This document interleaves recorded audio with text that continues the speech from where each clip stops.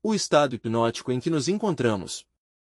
Certamente, meus caros irmãos, faz-se necessário compreender o que somos, o estado em que nos encontramos e o trabalho que devemos realizar sobre nós mesmos, se é que verdadeiramente desejamos uma mudança radical e definitiva. Muito se tem falado sobre o hipnotismo. Em outros tempos considerava-se que esta ciência era patrimônio unicamente de pessoas que se dedicavam, pois, à feitiçaria, à bruxaria, etc.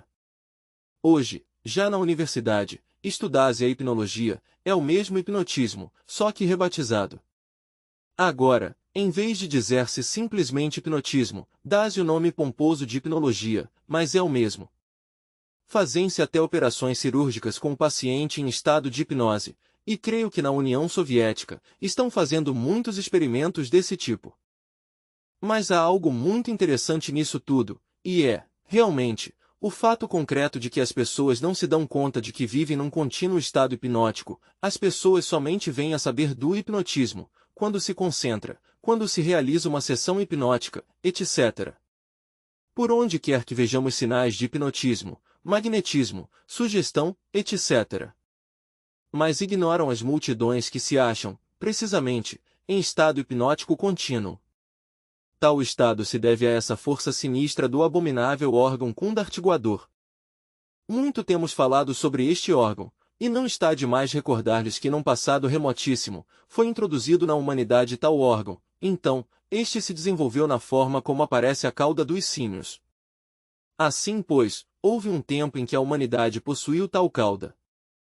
Já lhes expliquei muitas vezes que foi necessário introduzir na espécie humana dito órgão, com um propósito definido, tratava-se, nada menos, de estabelecer nas camadas geológicas da Terra certa estabilidade. E como o organismo humano é uma máquina que capta determinados tipos de energia, é claro que, ao receber tal órgão, houve modificação, como consequência da alteração da máquina. E o tipo de energia modificado pôde, coletivamente, dar estabilidade à crosta geológica de nosso mundo, porque as máquinas humanas retransmitem às camadas interiores da Terra os tipos de energia que transformam. A energia, transformada dessa maneira, pôde dar estabilidade à crosta geológica de nosso mundo. Quando os seres inefáveis consideraram que já não era preciso tal órgão, o eliminaram da espécie humana. Desafortunadamente, como já lhes insisti muito, ficaram dentro de nosso organismo as más consequências do abominável órgão kundartiguador. Essas péssimas consequências vieram a constituir-se na forma do ego, do eu, do mim mesmo, do si mesmo. Assim, pois, no ego ficou enfrascada, embutida a consciência. Ora bem, é óbvio que a essência, a consciência, embalada entre o eu, processada em virtude de seu próprio condicionamento. Como o ego é subjetivo, porque é o resultado do erro, a consciência embalada entre o ego, processada subjetivamente, encontra-se num estado de hipnose, dorme profundamente. Assim, pois, o estado de sono inconsciente em que vive a humanidade, deve-se a que a consciência está embalada entre o ego. E como o ego é o resultado do abominável órgão kundartiguador, podemos deduzir como consequência ou corolário, que o sono hipnótico em que se acha a consciência se deve ao abominável órgão kundartiguador. Estendendo, pois, isto à coletividade, poderíamos dizer que as multidões estão hipnotizadas pela força sinistra do abominável órgão kundartiguador. Ao fazer esta afirmação, falamos com exatidão. O curioso do caso é que as pessoas não se dão conta de que estão hipnotizadas, somente vêm a saber do hipnotismo quando essa força se concentra num lugar, ou seja, numa sessão hipnótica, por exemplo. Milhões de seres humanos, pois, vivem em estado de hipnose e isso sempre é lamentável. Veja, irmã, discípula, venerável mestre, a hipnose aplicada ao conhecimento da medicina pode ser negativa? Item mestre. Pois, às vezes serve para curar, às vezes com a hipnose, com a força hipnótica, se realizam algumas curas, isso é óbvio. Item estudante. Mestre, eu havia lido num livro de yoga, de Raja Yoga, que a hipnose, em todo caso, é sumamente negativa porque traz consequências ao cérebro, que é como se desse um golpe a uma mente quando, por meio da hipnose, se a faz mudar de opinião, ou seja, algo que não queria. Que mais vale deixar, ainda que seja destrutivo, mas que, do contrário, item mestre. A hipnose, o hipnotismo é prejudicial para a humanidade. Quando um sujeito ativo está hipnotizando um paciente, é óbvio que introduz na mente, no subconsciente do cérebro do paciente, seus próprios fluidos hipnóticos. Então, desde esse instante, o paciente fica, pois, sob seu controle, ou seja, fica a vítima escravizada pelo hipnotizador, por isso é prejudicial. No entanto, em medicina utilizam a hipnose para fazer algumas curas, e até puderam fazer operações cirúrgicas e puderam, por exemplo, substituir os anestésicos, enfim, em alguns casos. Mas com tudo isso, não é recomendável a hipnose. Item estudante. Obrigada, mestre. Item mestre. Indubitavelmente, as primeiras preocupações que surgiram com respeito ao hipnotismo devem-se a um fato, poderíamos dizer, aparentemente casual. Aconteceu que num convento, uma monja caía constantemente em transe hipnótico. Ela tinha seu confessor. Não teve inconveniente em dizer-lhe que ainda conservava o retrato de um amante que havia tido, e que quando ela, pois, olhava esse retrato, caía sempre em estado hipnótico. Aquele cura confessor propôs-se ajudá-la, e certamente lhe fez trazer o retrato. Nada de estranho tinha aquela foto. O único que realmente chamava a atenção era o quadro, a moldura, melhor dito, porque nesta havia algumas pedras muito brilhantes. O confessor aquele, pois, logrou convencer um amigo cientista, para que o acompanhasse em tais investigações. Sabia perfeitamente que diante da foto, a monja não caía em estado de hipnose, ou de transe hipnótico. Propriamente, aquele transe se provocava, era quando olhava determinadas pedras muito brilhantes que havia na moldura.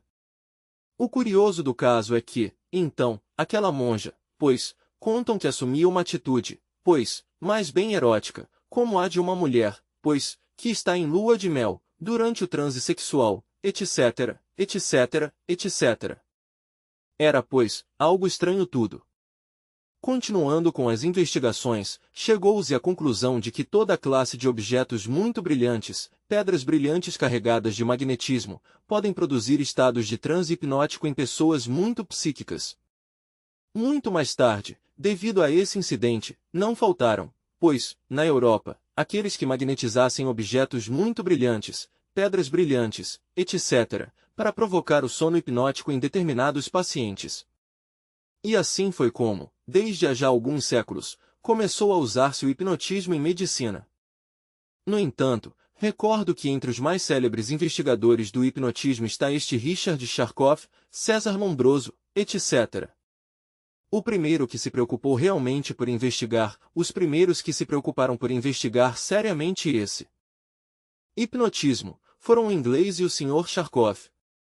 O inglês aquele, pois, francamente tinha mais bem, propriedades de Anasmussen, quanto a Charcot, era um menino de mamãe, como se diz por aí.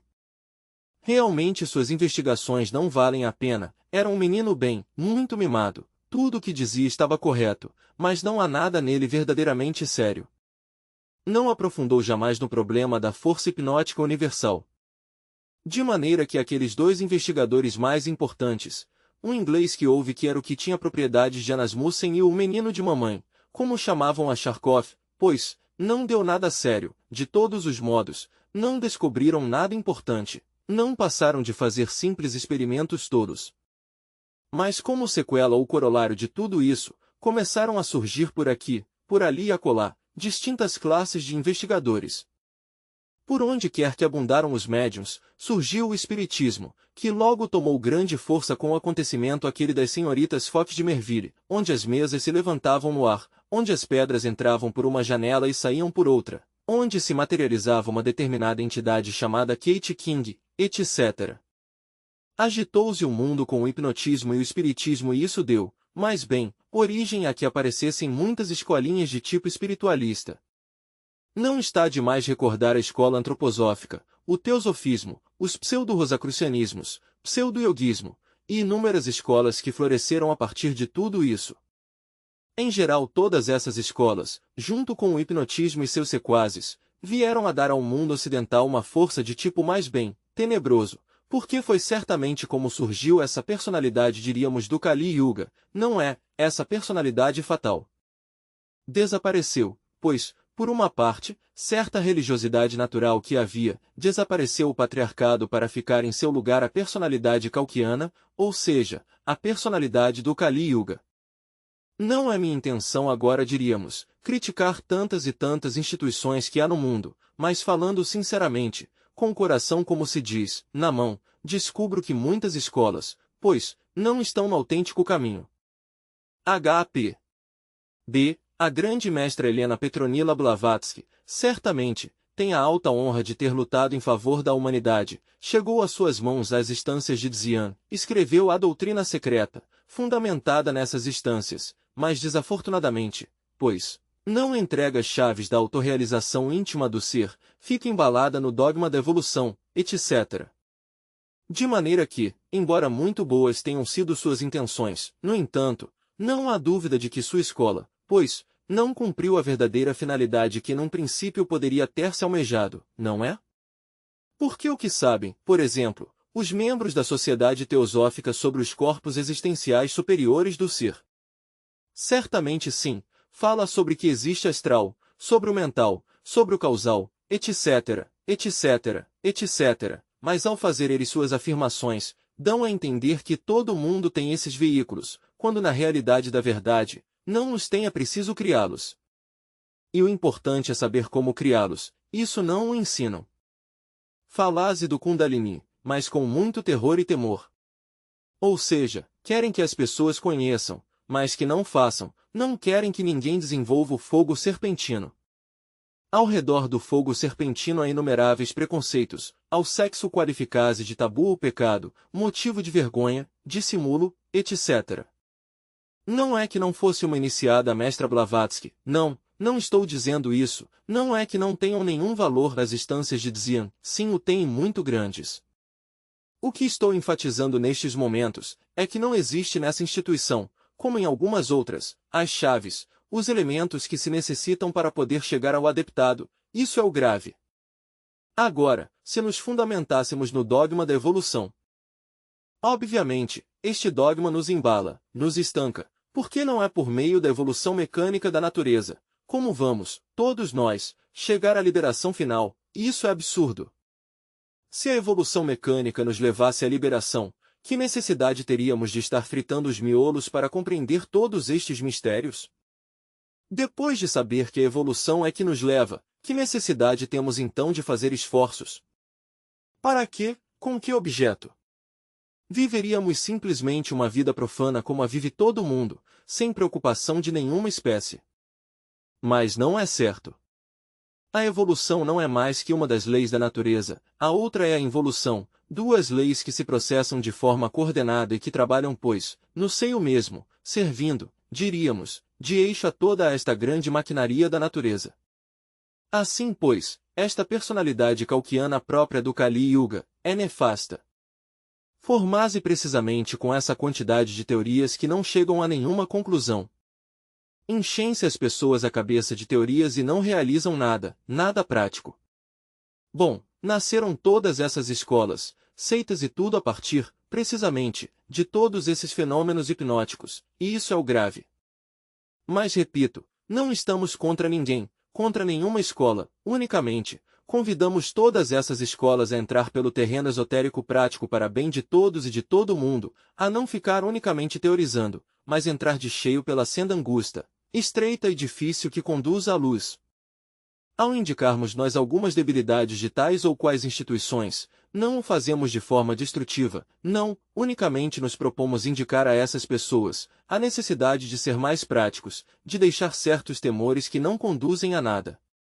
E bem, continuando assim, adiante, pelo caminho desta dissertação, vemos, pois, a necessidade que temos de despertar do sono hipnótico. É um pouco trabalhoso que as pessoas entendam isto, porque há uma tendência muito marcada a crer que estamos despertos. Ainda recordo por aí, um filme que vi quando estava mais jovem, em que aparecia um homem que hipnotizava por aí, uma pobre dama, a submergia em sono profundo. Bom, o curioso é que aquela dama, uma moça como de uns 15 ou 18 anos, tinha seu namorado. De repente, pois, aparece este mago no caminho, a hipnotizou, e como por meio da força hipnótica influem sobre a psique das pessoas, pois ele influiu sobre ela para que ela esquecesse o namorado. Praticamente ela veio a ficar convertida na mulher dele. Mas este mago a explorava. Ela subia ao teatro, cantava, tinha uma magnífica voz. Sobre isso da tumba de Tutancâmon, existem variados conceitos. Há quem pense que aquelas palavras de maldição, pois, influíram sobre a mente dos arqueólogos, e que estes, autossugestionados, caíram, morreram. É um conceito, por certo, demasiado pobre, muito socorrido. O dos japoneses, também me parece demasiado socorrido. Como estamos na época da energia nuclear, não se lhes ocorre outra coisa. Se estivéssemos na época do carvão, diriam que o assunto se deveu ao carvão, a substâncias carboníferas, tudo depende da época. Mas nós que investigamos mais a fundo, sabemos muito bem que todas essas tumbas estão protegidas por forças elementais perigosíssimas. A tumba de Tutancâmon está devidamente protegida por forças elementais, por poderes elementais da natureza, de maneira que esses poderes ali latentes entraram em ação e feriram de morte, pois, os arqueólogos, e os 22 que fizeram esse trabalho, morreram. Mas isso não sabem, naturalmente os cientistas, porque eles jamais estudaram nada sobre os elementais. Os sábios do Egito não somente protegiam as tumbas com substâncias especiais, como por exemplo, embalsamar os mortos com certas substâncias para sua conservação, mas além disso, dispunham de forças ocultas mágicas. Ao colocar determinados poderes elementais nessas tumbas, o faziam para proteger os defuntos e no caso de Tutancâmon, a maldição se cumpriu em todas e cada uma de suas partes. Não puderam aqueles patifes que foram profanar a sagrada tumba. Ei-la a maldição! Caíram todos! Essa é a crua realidade dos fatos. Há alguma outra pergunta? Sim, irmão. Item estudante. O que diz dos exércitos e oficiais que a maioria também estamos dormidos porque quanto mais soldado se é, pois, tem que obedecer ao que vai à mais alta hierarquia? O que há disso, mestre, pode nos dizer? Item mestre. Pois, a força hipnótica é de tipo geral, porque se bem é certo, por exemplo, que todos os milhões de soldados que há no mundo estão em estado hipnótico, poderia afirmar que não somente os soldados, mas todo o mundo está em estado de hipnose. Também é certo que no mesmo exército tem havido pessoas de consciência desperta. Assim, o grande senhor de Stisag na Europa, na época da França Antiga, o governador um grande governador, um grande político, foi também um mestre, um grande alquimista e homem desperto. De maneira que, de quando em quando, entre essas forças encontrasse um homem desperto. Veja irmã, item estudante. Mestre, citam os biógrafos de Hitler que quando ele falava as multidões entrava em transe hipnótico, ele estava hipnotizado, possivelmente, por alguma força superior a ele? Item mestre. Pois, Hitler era outro dormido. Se tivesse estado desperto, não teria feito o que fez. Foi um homem de consciência adormecida mas que sonhava estar desperto, acreditava que estava desperto, esse foi seu erro. Pensou até fazer uma raça superior, uma raça de cor azul. Ele pensou que havia chegado a hora do super-homem. Estava envenenado pelas teorias de Nietzsche. Recordemos nós aquelas frases do Fourier quando cheio de euforia exclamou, eu conheço o super-homem, o vi, é terrivelmente cruel, eu mesmo senti medo. Realmente o que tinha visto Hitler, não era o super-homem, mas um mago negro que veio lá do centro da Ásia, do Tibete, do clã de Dadugpa, assim que um Dugpa, mago negro com uma força hipnótica extraordinária. Visitou Berlim. Chamavam-no o Homem das Luvas Verdes, pois, sempre usava luvas verdes. Dizia-se que ele tinha chaves de Agartha, onde vivem nada menos que os deuses arios. Claro, em semelhante linguagem tão altissonante, pois, as multidões não podiam fazer menos, que se assombrar, não é? Assim falava Hitler, e ele, naturalmente, veio ao Fourier e não teve inconveniente em render culto àquele Dugpa, que não era senão um terrível mago negro, enviado pois, desde o clã de Ded Dugpa. E Hitler criou uma instituição de tipo esotérico, em Berlim, mas era uma instituição de magia negra. Acreditava-se ele um profeta, não da palavra, mas um profeta de espada, chamado a revolucionar o mundo, não é? Mas os esoteristas sabem muito bem que Hitler não é mais que o retorno ou reincorporação daquele terrível Átila que existiu nos tempos antigos, aquele que chamavam o flagelo de Deus. E quanto a Mussolini, muito bem sabe a história o que foram suas vidas passadas. Foi um membro ilustre da Fraternidade Tenebrosa. Todos esses são, pois, magos negros. Haverão despertado no mal e para o mal, isso é óbvio. Tanto Hitler quanto Mussolini são pessoas agora do abismo, pessoas que moram nos mundos infernos. Assim, pois, essa é a crua realidade das coisas. Mesmer foi um homem gracioso, e as pessoas não têm sopesado os méritos de peso. Fez tantos experimentos, tantas curas magnéticas. Foi um homem que se deu conta de que a humanidade vivia em estado de hipnose, e se propôs a estudar o estado em que se encontrava a humanidade, e manejou o magnetismo e começou a fazer experimentos conducentes a esse despertar. Desafortunadamente, seus experimentos não puderam ser concluídos, devido ao fato concreto de que foi terrivelmente criticado. Os sabichões como sempre descarregaram contra ele todas suas calúnias, infâmias, etc.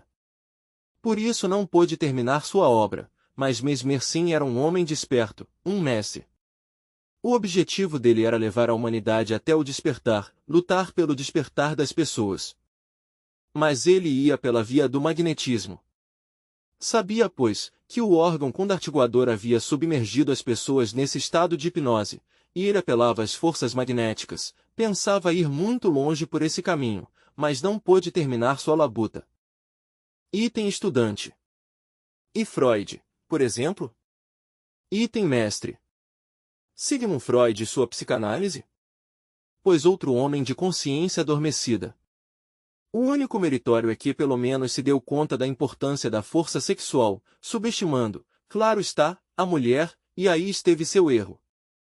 Mas quanto a que estivesse desperto, não a tal, também era outro dormido mais. Item estudante. Então também Charkov estava dormido? Item mestre. Sim, pois. Chamam-no o menino de mamãe. Somente, não era mais que uma criança mimada que jamais despertou consciência, nunca, item estudante. Há um homem contemporâneo a Mussolini, um grande homem que foi Marconi, creio que se refere ao, item mestre. Marconi foi um cientista, claro que sim. Marconi se propôs a estudar a energia solar e estar mais, já sabemos que depois de sua morte, os discípulos de Marconi a partir da Segunda Guerra Mundial, vieram para a América, e que por aí estão na Amazônia, tratando, pois, de avançar sobre essa questão da energia solar. Item estudante. Segundo eles, tem uns descobrimentos fabulosos, item mestre. Marconi foi genial, não há dúvida. Mas se foi um homem de consciência desperta, é algo que falta ainda saber. É muito difícil encontrar homens de consciência desperta, porque existem homens até geniais no campo da técnica, da física, da química, mas isso não quer dizer que estejam despertos.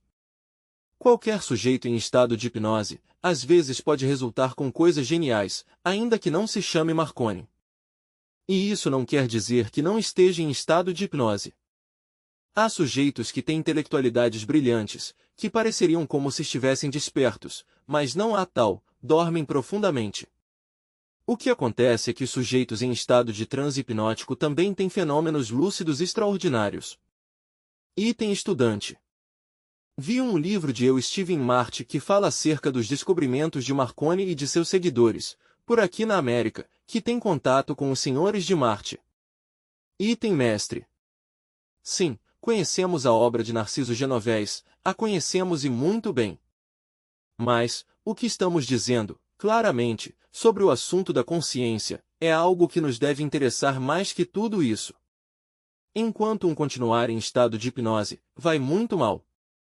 Claro, despertar, isso é o importante. Poderia alguém acaso despertar se não destruiu as consequências do abominável órgão condartiguador? É claro que não, certo? Se um destrói essas péssimas consequências que traz dentro, em seu organismo, nos 5 cilindros de sua máquina, pois, não pode lograr o despertar. Como lograria? De que maneira? Não vê que a consciência está embalada entre esses elementos que constituem o ego? Item estudante. Eis aí a responsabilidade, que escreve você, de não malgastar as energias. Item mestre. Pois sim, as energias não há que malgastá-las, há que acumulá-las e não malgastá-las tolamente. Ante tudo, requer-se, pois, compreender o estado em que nos encontramos e trabalhar na desintegração dos elementos inumanos que trazemos dentro. Tais elementos provêm do abominável órgão kundartiguador. Agora vereis, deveis saber que não desapareceu por completo o órgão kundartiguador em seu estado físico. Já sabemos que esse órgão, fisicamente existiu, que era uma projeção da espinha dorsal para baixo, a mesma cauda dos símios. Ao desaparecer, sempre ficou um pequeno resíduo ósseo, que é a parte final da espinha dorsal para baixo. Pois, esse pequeno resíduo ósseo ainda tem poder para converter qualquer forma mental negativa num novo agregado psíquico. Pode cristalizar qualquer forma mental negativa, convertê-la num novo eu, num novo agregado, e o vive fazendo, constantemente. Se um vai, por exemplo, a um cinema, e fica olhando um filme cheio de luxúria e se identifica com uma cena mental, o que acontece? É muito claro que depois resultará com uma efígie muito parecida com a que viu na tela e essa efígie vem a ter vida, e vem a ficar dentro da constituição íntima de convertida num novo eu psicológico, num eu de luxúria. Quem o criou? A mera visão da forma na tela não explicaria tudo.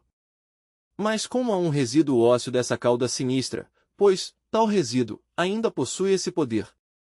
Ao olhar essa figura erótica na tela, tem também poder para cristalizá-la e fazê-la tomar forma no interior de nossa psique, convertê-la num novo eu, num novo elemento inumano dentro de nossa mesma psique. Assim vive o ser humano constantemente, diríamos, robustecendo dentro de seu interior as más consequências do abominável órgão kundartiguador, porque com cada agregado que aumenta, pois, aos que já há dentro do organismo, uns novos percentuais de consciência ficando assim enfrascados. Assim, pois, o estado em que nos achamos é lamentável de verdade. E se não nos revolucionamos contra nós mesmos, se não nos levantamos em armas contra nós mesmos, pois, não será possível despertar do sono hipnótico em que nos encontramos. Não basta simplesmente compreender que estamos em estado hipnótico, há que fazer algo para despertar desse estado, do contrário, fracassaríamos inevitavelmente, ingressaríamos na involução submersa, porque se nós não somos capazes de fazer o trabalho, a natureza tem que nos ajudar. Como nos ajuda a natureza? Pois, tragando-nos. Ao entrar dentro do ventre desta grande Terra, deste planeta Terra, involucionamos espantosamente nessas regiões, até o centro da Terra. As forças centrífugas ali irão desintegrando distintos elementos inumanos até que não fique nenhum, essa é a morte segunda. Conseguido isso, a essência ressurge, sai o livre outra vez, à luz do sol, para iniciar novos processos evolutivos. É uma ajuda extra, que se dá, pois, aos perdidos. Não é muito agradável, certo? Descer aos mundos infernos não é muito aconselhável. Item estudante. Uma mudança de vários milhares de anos, contra uma de uns poucos, item mestre. Sim, é preferível desintegrar esses elementos inumanos, pessoalmente, e evitar-se a descida. Para os sufis maometanos, a descida aos mundos infernos não é um castigo, mas diríamos, um sistema de purificação e liberação, e nesse sentido, pois, há certa lógica. Mas eu considero que sim é um castigo, porque se não o merecesse, a entrada a essas regiões, não entraria, mas se os merece, porque se não desintegra o ego, merece que entre. Não é nada agradável descer a essa região. Eu lhes aconselho melhor, que vocês desintegrem o ego aqui e agora, assim despertarão consciência, sairão desse estado hipnótico em que se encontram. Como vão vendo vocês, pois, nós não estamos muito de acordo com os diversos sistemas filosóficos que existem por aí em outras organizações. Vamos ao grão, aos fatos. Não queremos, pois, uma personalidade, diríamos, Kaukiana, queremos despertar, e isso é o importante. Se há alguma outra pergunta antes de nossa cadeia, podem os irmãos fazê-la com inteira liberdade. Bem, veja irmã. Item estudante. Alguns dos esoteristas livros, comentam que se você é um iniciado, certo? Que você é um homem já, totalmente autorrealizado. Mas que gostariam de conhecer, ou saber de alguém de seus discípulos que o fosse, mas que gostariam de conhecer de todos seus discípulos. De maneira que o caminho é sumamente, item mestre. Pois, os que falam assim, realmente não fazem, senão buscar escapatórias não evasivas. Preferem por comum, que falem as escolinhas essas do Kali Yuga, as que surgiram a partir precisamente das investigações de Richard Charcot, de César Mombroso, Camilo Flammarion, etc., etc., motivadas tais investigações por uma pobre monja que caía em estado de transe hipnótico, contemplando um retrato. Claro, surgiram as escolinhas essas próprias do Kali Yuga, que são muito consoladoras, são comodas, dizem a uns que, por meio da evolução, pouquinho a pouquinho, lá vai chegando, que algum dia chega, que não há que se preocupar com o Kundalini não, que não vá desenvolver isso, porque isso é muito perigoso. Se trata alguém de ensinar sobre a nona esfera, o sexo, não, sobre isso não querem nada, é pecado, tabu, não sei que mais, danoso para o organismo. Mas se vocês observam todas as desculpas que dão, se darão conta que não tem senão uma causa, um só motivo, justificar. Porque claro está, o Maituna implica de fato, pois, uma série terrível de superesforços, e ao ego animal, pois, não gostam desse tipo de superesforços e muito menos no terreno do prazer, o ego animal quer seguir gozando da luxúria, da fornicação, o que faz então o ego? Buscar uma desculpa, que isso é muito perigoso, que não se metam por esse caminho. Por que fala assim o ego? Pois, para justificar sua própria debilidade. O Kundalini? Não, desenvolver o Kundalini é perigosíssimo. O que se quer com isso? Justificar a debilidade, o temor. Depois, que se a evolução há de levar à perfeição, pois, para que nos preocuparmos então por fazer nada especial, nenhum esforço, se todos havemos de chegar? Melhor seguir dançando, seguindo tomando nossas copas, fumando nossos bons tabacos, fornicando e, encantados da vida. No fim, que algum dia chegamos. Item estudante. E não se chega? Pois, por esse caminho não chegou a humanidade, há milhões de anos estamos no mesmo e já chegamos acaso? Cada dia está a humanidade pior. Agora estão num estado de degeneração espantosa. Isso é evolução? Isso é perfeição? Isso é o quê? Os fatos estão contradizendo completamente essas doutrinas, estão contra o dogma da evolução.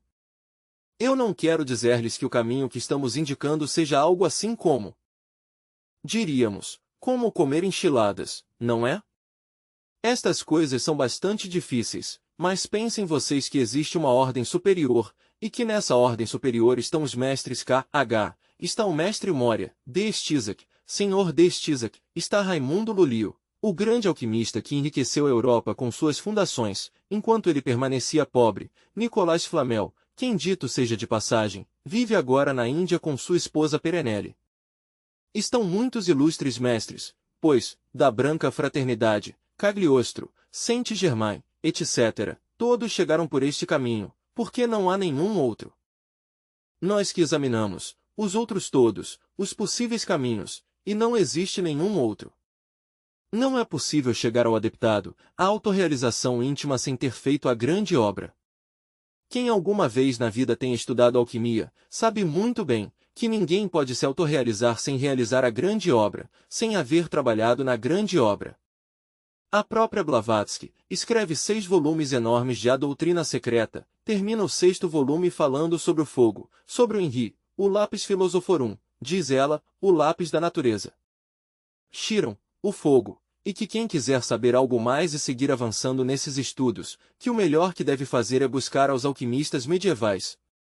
Assim que 6 volumes, para mandar alguém a estudar alquimia sexual, goste ou não goste. Se lerem A Doutrina Secreta, aí encontrarão, no 6º volume, o que estou dizendo. Ela mesma, sendo já uma anciã, teve que casar-se com o coronel Olcott, para poder realizar a grande obra. Que a tenha realizado toda, isso sim não, mas pelo menos despertou o fogo sagrado ou restaurou o fogo em seus veículos existenciais superiores do ser, e isso já é bastante. Quanto ao mais, sim, fazer manobras, o Hatha Yoga, pôr-se de cabeça, torcer as pernas, e que? Não resta mais remédio senão seguir o conselho da Blavatsky. Aquele que quiser avançar nestes estudos, é melhor que busque aos alquimistas medievais. Eu, como alquimista que sou, estou ensinando à humanidade o caminho da grande obra.